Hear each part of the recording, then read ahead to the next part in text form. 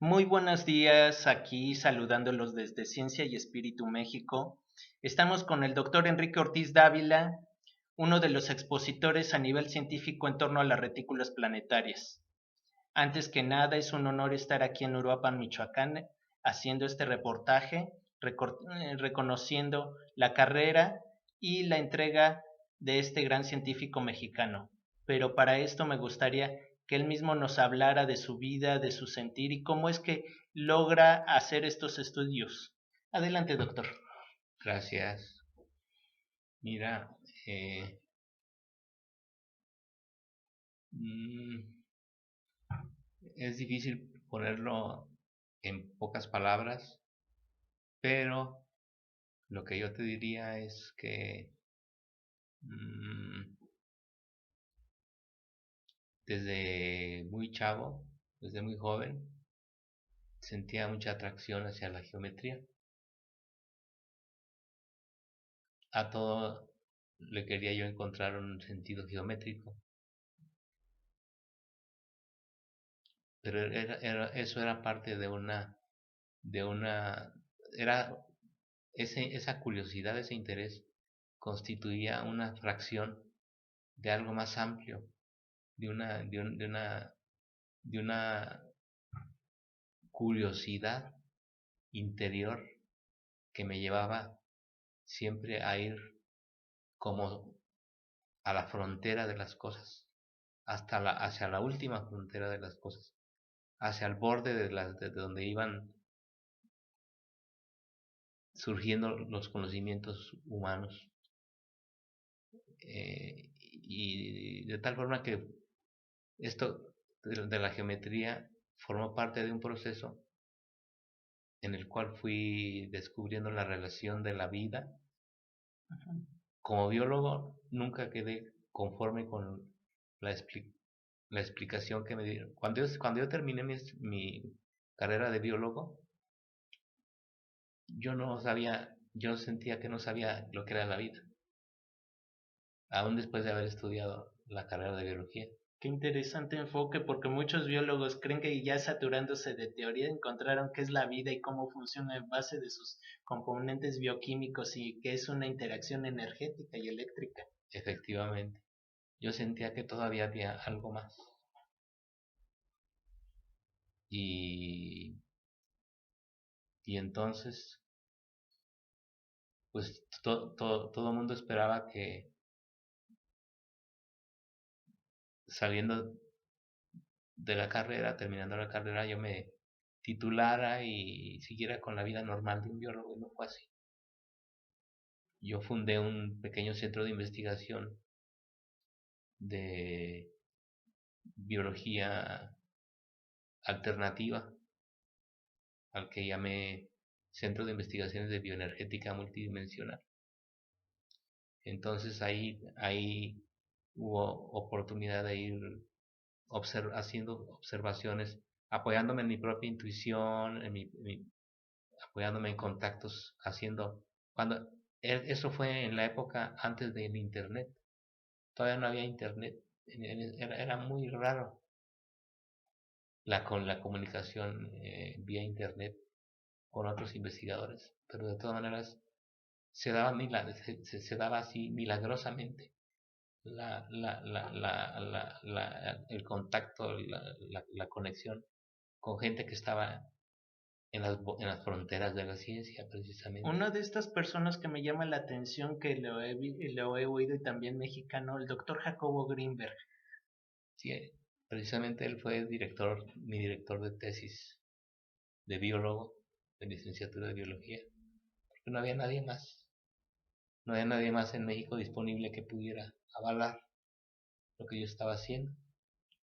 Entonces, afortunadamente hubo chance de conectarme con él a través de un amigo y él me contestó inmediatamente, bueno, ¿y tú qué sabes hacer? ¿Qué quieres hacer?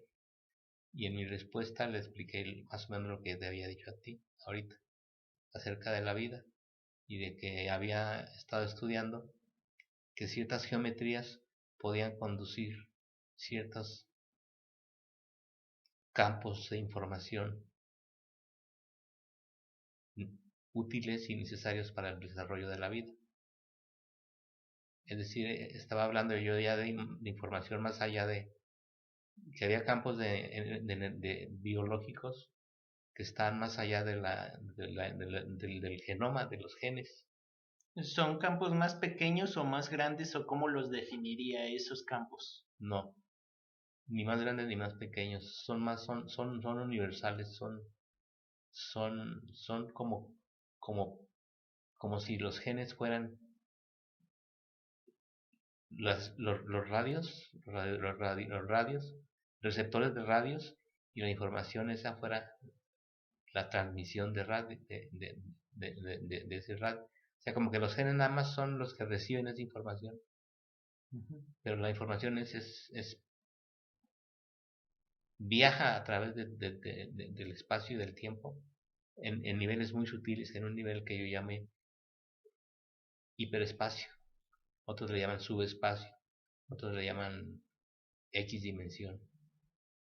Entonces, tuve la fortuna de que Jacobo Grinberg fue el director de mi tesis y nos conocimos. Después tomé algunos cursos con él, y desafortunadamente pues ya ves, todos sabemos lo que pasó después con él.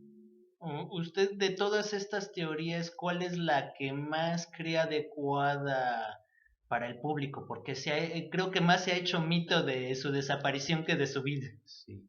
No, pues la teoría sintérgica es de lo mejorcito que hay.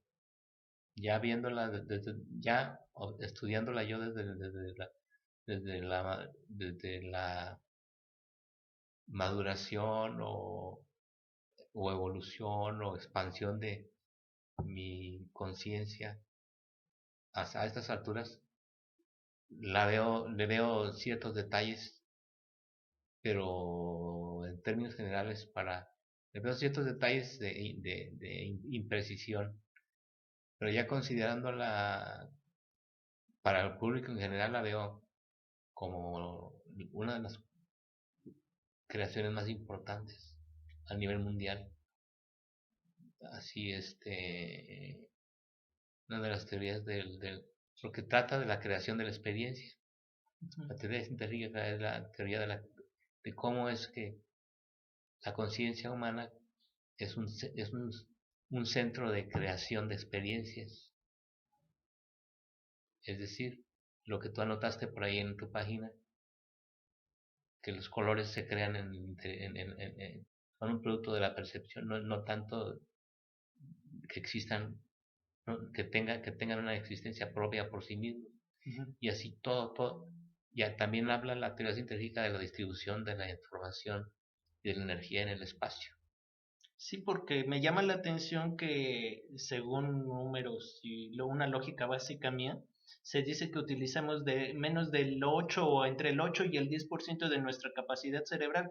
Y lo interesante es que también del rango del campo electromagnético lumínico es muy parecido o un poquito menos el rango del espectro visible y también el rango del espectro audible en el caso del sonido. ¿Usted cree que haya una armonía o una conexión en todo esto? ¿O hay alguna variante?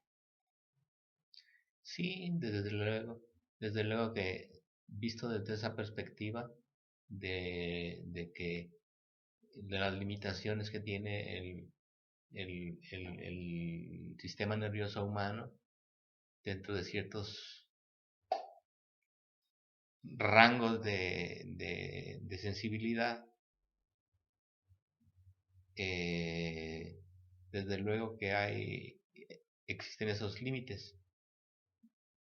Pero yo estoy hablando un poco, todavía estoy hablando de algo un poquito conceptualmente un poquito más abstracto. Yo estoy hablando de que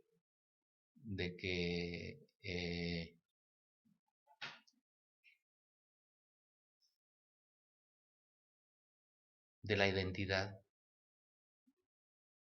del creador de la experiencia.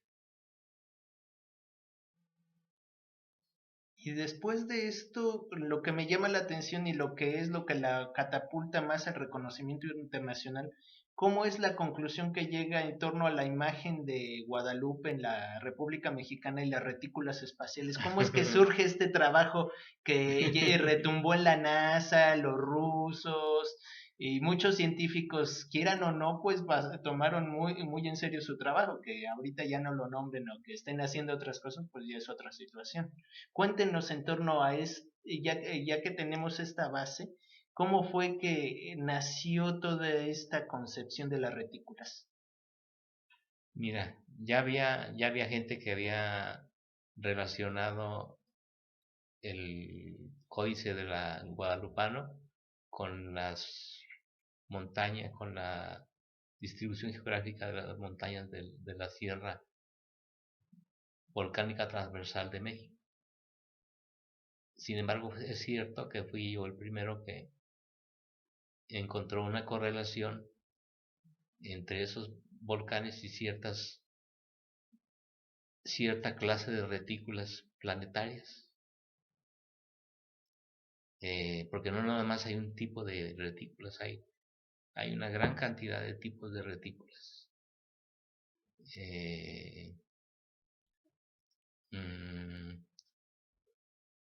Yo me inspiré en en un, en un párrafo de un libro que se llama Las claves de Enoch, del doctor Hartag, en donde habla claramente de que en el centro en el centro de la República Mexicana, de Mesoamérica, había una retícula de energía de determinadas dimensiones, de determinadas distancias entre línea y línea de energía. Entonces yo intuitivamente logré descifrar cómo era esa, qué forma tenía y dónde estaban, y al empezar a trazarla en los mapas, empezaron a surgir las coincidencias con los volcanes. Una coincidencia verdaderamente extraordinarias y sorprendentes. Y luego ya vino, luego ya me di cuenta que también había coincidencias con las ciudades con puntos geográficos, ciudades, y luego ya vino otro tipo de retícula que ya fue, ya digamos, descubierta por intuición mía personal, ya no inspirado por nada, sino nada más por el, por el, por la proporción de Phi, proporción dorada, la retícula planetaria dorada. Y ahí sí se encontraron otras coincidencias con todas las ciudades de México importantes, con todas las capitales, con todos los volcanes, con toda la sierra neovolcánica, con el Golfo de México. En fin, son cosas, fueron años de descubrimientos muy emocionantes, muy interesantes. De hecho, pues, hace algunos años, no tengo la idea que fueron 2 o 3, en un 28 de octubre se activó otra vez la retícula. De hecho, la anunció Jaime Maussan, que parecía que estaba girando. ¿A qué cree que se haya debido ese fenómeno tan singular? Cierto. Eso apareció en algunos radares, un campo toroidal, en forma de toroide, en forma o por lo menos circular, De energías de concéntricas. energías concéntricas, sí, cuyo centro yo traté de localizar el centro más o menos aproximadamente, y y ese centro coincide con uno de los centros de las retículas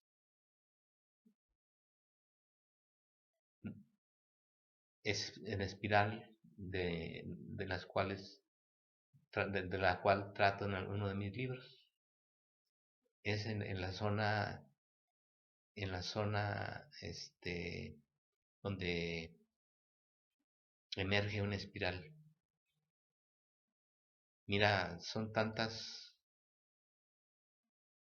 es difícil incluso concebir un lenguaje adecuado para hablar de todas estas cosas, ¿no? Porque puede uno hablar de bosones, puede uno hablar de puertas interdimensionales, etcétera, pero es difícil aseverar, ¿verdad? Que lo que uno está diciendo es, o las palabras, los conceptos que estamos usando para describir algo, son exactos, nada más son como aproximaciones que uno da. Por ahí tengo yo uno de los mapas, si quieres ver uno de los mapas.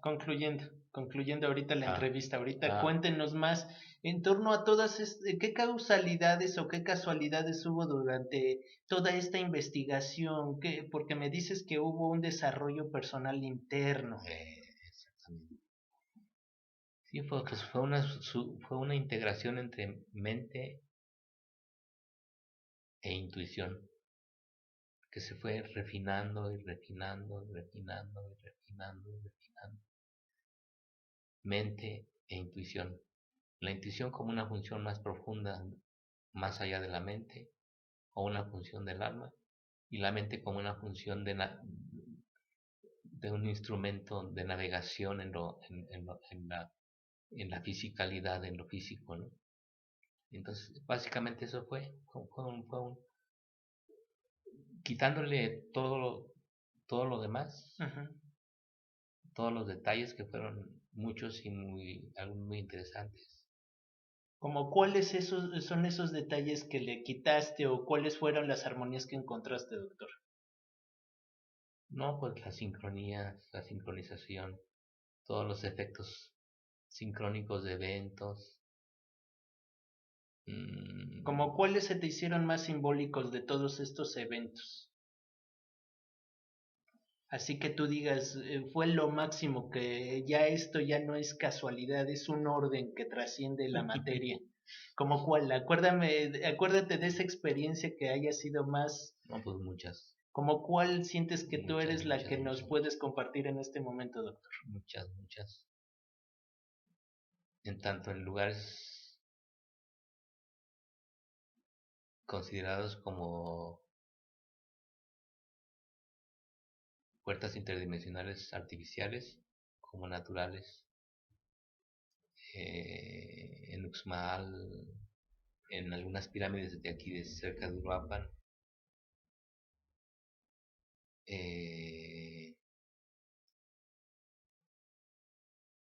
un rebosamiento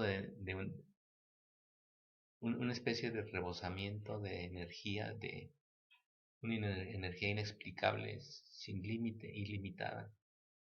Yo me acuerdo que una vez venía manejando también del norte del país. Me tocó manejar a mí desde San Luis Potosí, no, desde Saltillo hasta San Luis Potosí. Y entonces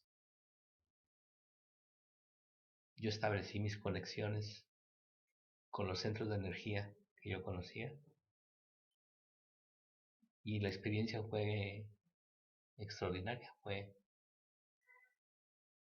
cada vez más energía, cada vez más conciencia. ¿Sentías más energía, más conciencia en ti o la veías o cómo lo describirías ese estado dentro de tu ángulo científico? No, como que la conciencia, como que la percatación de todo, de todo, acerca de todo lo que me rodeaba, se iba incrementando. Sentía cada milímetro del vehículo, mi conciencia estaba presente ahí.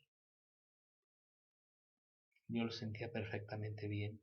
Era uno solo con el vehículo. Y la energía, en vez de irme, generalmente cuando uno viaja, y maneja largas distancias, se va uno cansando, y no al revés, mi energía cada vez era crece más y más y más y más y más y más y más grande, mucho más grande, hasta completar el viaje completo hacia acá. Eso sí me quedé impresionado. Hay muchos detalles. Hay otra ocasión en que nos quedamos sin gasolina, eh, en un carro de esos que comen mucha gasolina, a medianoche en Toluca. Y yo esa mañana acababa de estar en un centro ceremonial y me sentía con mi aura de energía muy expandida. Y no, la gasolina nos alcanzó perfectamente hasta que encontramos una gasolinera.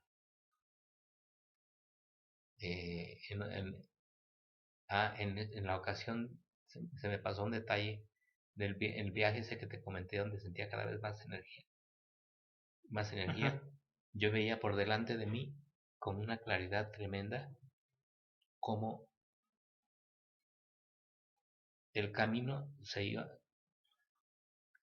Eso es muy difícil de decir. Como que se ensanchaba, se No, hacía no, angosto, o no no. encuentras palabras.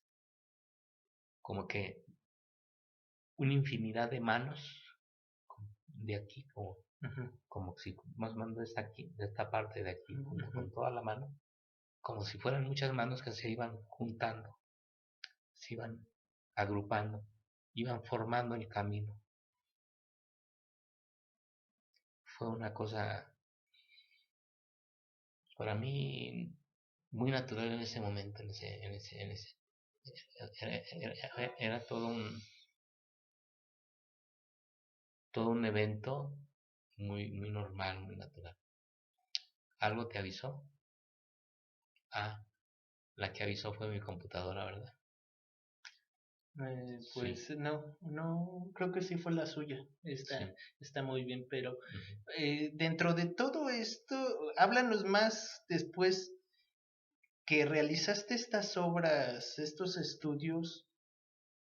¿Cómo te sentiste ante la presentación en la ONU, en la NASA, en los rusos? Descríbenos ya, porque se ha dicho mucho en torno a esas experiencias, pero tú qué notaste, qué sentiste, qué uso, qué hubo que no te gustó o que te gustó en torno a esa experiencia de vida, porque podría ser muchas vivencias, pero me gustaría que tú lo dijeras en- a tu estilo, Doc.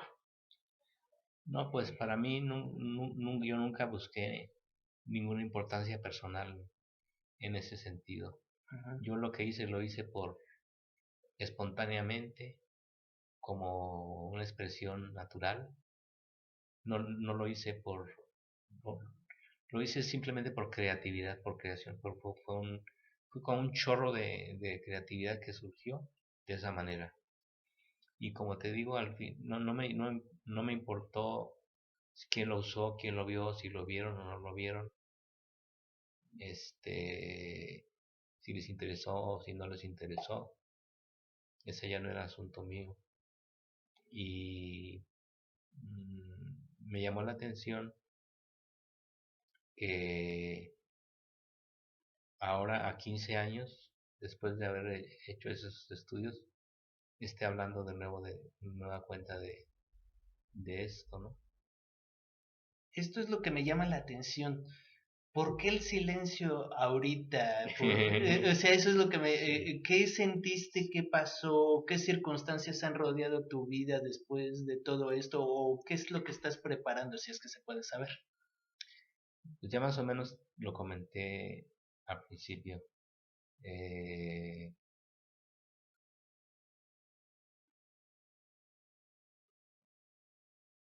como que como que la misma corriente espontánea de vida que tengo, que se expresa a través de mí, ahorita no busca tanto estarse identificando con figuras o con formas o con escuelas o con ideologías o con enseñanzas o con creencias. sino con el vacío puro, con la conciencia pura. Cuando la mente convencional escucha hablar de vacío puro, se asusta porque no hay referencia, no hay ninguna, no hay un concepto. La mente, como es, como es una construcción de relaciones, y el vacío puro no tiene relación con ninguna otra cosa. No lo capta, no lo consigue. Hay un ejemplo muy bonito, mira. Te escucho. Este, por ejemplo, tú lees un diccionario de física. Ujú. Átomo es un conjunto de energías así, de ondas, que viajan a tal velocidad, tienen tales características, ocupan tal espacio, están constituidos más de vacío que de algo, que de energía. Ok. Y luego revisas el, el otro término, vacío, y el vacío, no hay, todo está definido en función de otras cosas. ¿Está desmenuzada la teoría del vacío, por decirlo así? No. ¿O está muy, cómo lo definirías tú en las teorías? La existencia de esto depende de un montón de una explicación muy amplia que hay de él. No tiene una existencia absoluta en sí mismo.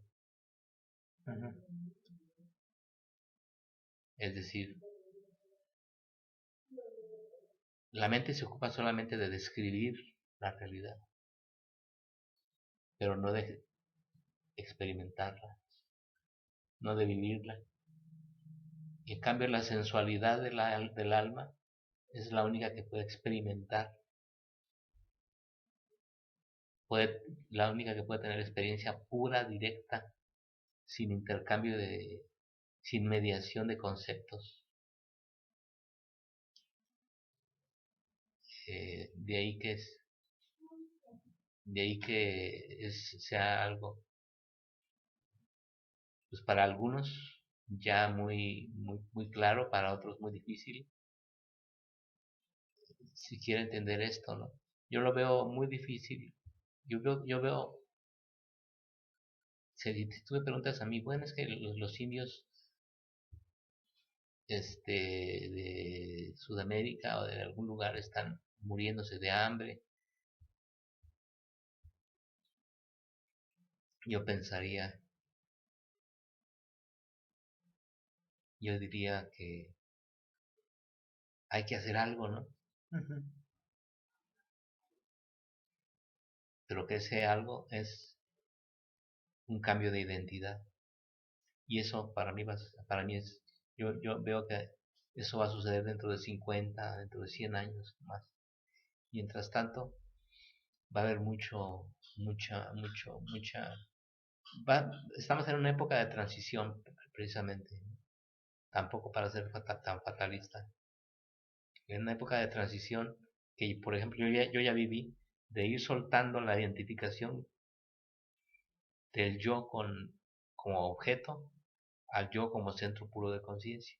Entonces es una transición, es una muerte, es una especie de defunción, es una especie de vaciamiento, pero al mismo tiempo de integración de todas aquellas partes que hemos venido creando, todos los yoes que hemos venido creando, y que como son creación, son sagrados, por el simple hecho de haber sido creados, son sagrados porque emergieron de un centro creador. Por ese simple hecho son sagrados. Entonces no son desechos, no deben ser desechos, no pueden ser demonizados, no pueden ser desintegrados, sino más bien son integrados a un conjunto de todo lo que al gran conjunto de todo lo que es, lo que ha sido creado por cada conciencia, ¿no? Con esto me estarías dando pauta a como tú dijiste, como biólogo buscabas el concepto de la vida, que hay otras vidas, que hay otras entidades dimensionales, interdimensionales o biológicas. ¿Tú cómo sientes ya después de todo este tiempo de vivido estas posibilidades de vida? Cuéntanos de tus experiencias en torno a estas entidades o seres, si has visto, has presentido, qué has constatado en torno a toda esta situación. ¿Puedes hacer una pausa? Uh-huh.